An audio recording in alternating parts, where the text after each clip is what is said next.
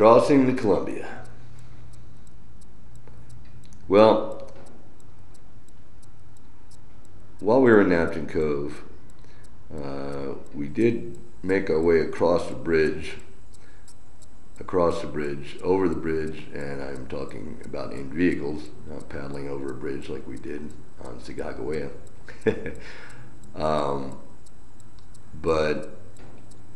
And we checked out town there and did a little scouting on the river there, and looking for a place to bring the canoes when we paddled across. And again, we were going to be doing this a little bit early because Thanksgiving was coming up, and the men were going to be leaving, so the time frame, it was good for us to get there early anyway, because we didn't want to have the problems with DSEC. Had we come in at the right day, when they ceremoniously paddle in, we come in paddling for real. We didn't want to have that scenario. We didn't want any negative vibes there. That wasn't what our journey was for, and we just knew it would be trouble. So we were okay with doing it early. And there was like a boat museum there. That was pretty neat. And a lot of piers, a lot of different slips and wannabe slips for the boats on that side of the river, and obviously for ships and whatnot that would come into Astoria. And we scattered out and did hit that town a little bit. It was a neat little town, Astoria. I'd like to spend more time there, but didn't really have time to. We went up to the Pillar. Captain did a broadcast there on an overcast day, like they all are. But anyway, we did our scouting, and we decided when we were going to paddle. And the day finally came, and Jeff Freeman showed up, and there were some news people there, I believe, and our filmmaker friend. I'm sorry, I can't remember his name at the moment. I'll get that. This guy was going to actually film the whole crossing from the dory boat. And now, of course, we only had the one canoe going right now, and we had far too many people that wanted to paddle, and one of them was going to be Jeff. So that left four of us to paddle, and who was it going to be? I really wanted in. I really wanted Captain and Jay in too. Everybody wanted in, and Scotty and Jay decided that they would go in the dory, which opened up for the rest of us. So it was Ron in the stern, me at number 4.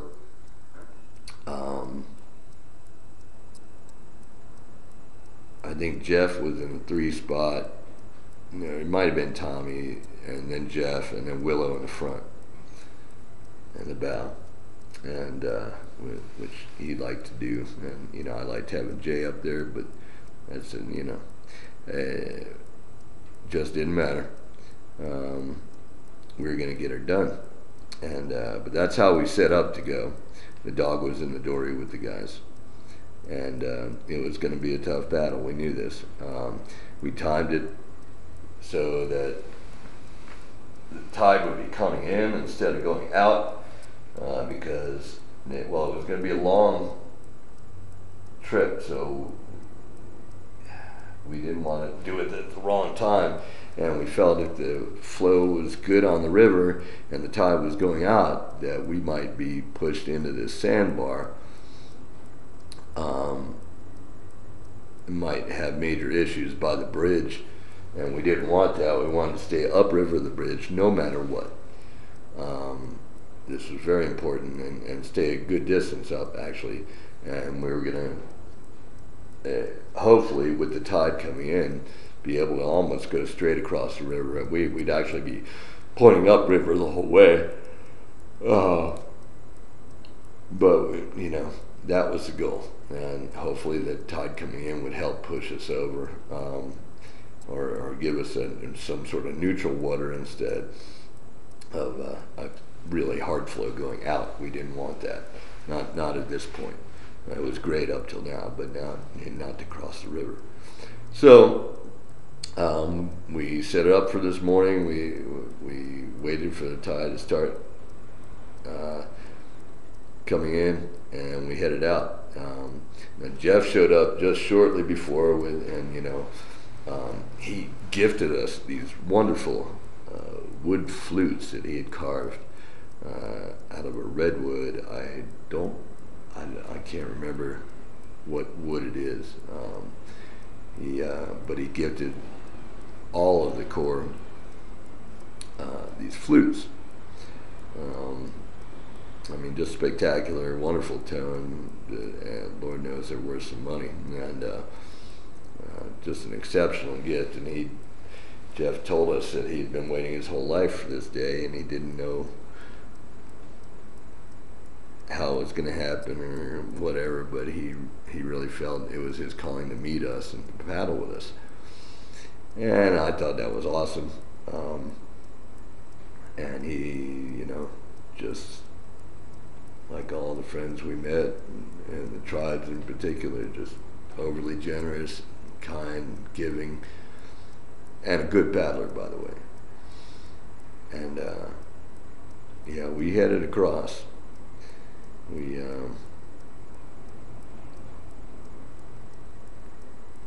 gave a song or two before we left, headed out into the chop, and it was kind of choppy. The swells in the water at first were kind of subtle.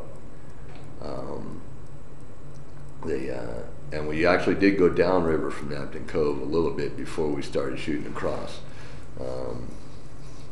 We probably should have just started across right there, but we did actually let ourselves go downriver a hair. And then we turned and headed, which is south actually, but going across the river to the Oregon side, to the Astoria side, and we headed into it. And at first the swells in the water were very subtle, like I said. It was kind of a gentle rock,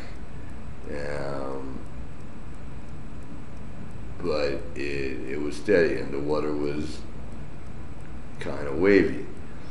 And then it got more intense, and the swells got a little bigger, and before long they were coming over the side of the canoe.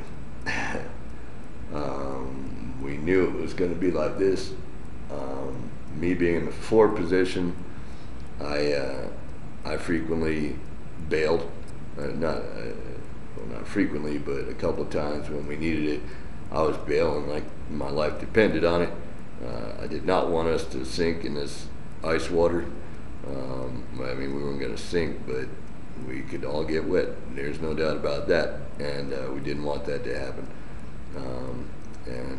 I wasn't. I mean, we had the guys in the dory to support us, and if something went wrong, but we never wanted that scenario. So I did have to bail very hard a few times going across there.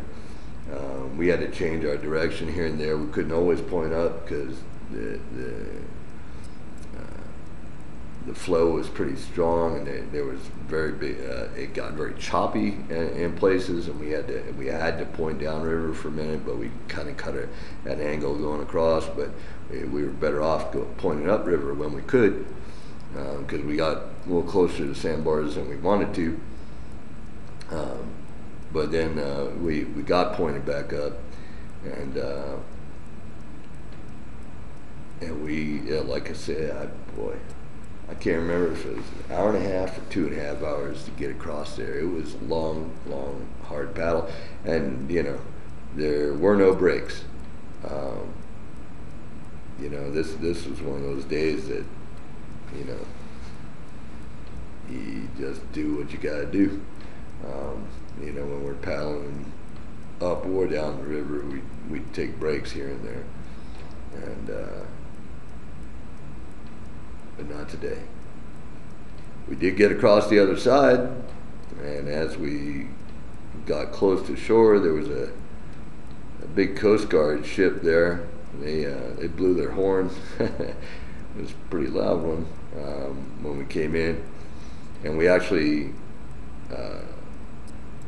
landed at a put-in over there that was on the far side of the ship, and there was a ramp and nobody there, and so we pulled the canoe in, and we were just going to take a coffee break. We all needed a break, and we needed a stretch. That was a tough battle, and some of the guys were coming down from the boat. It looked like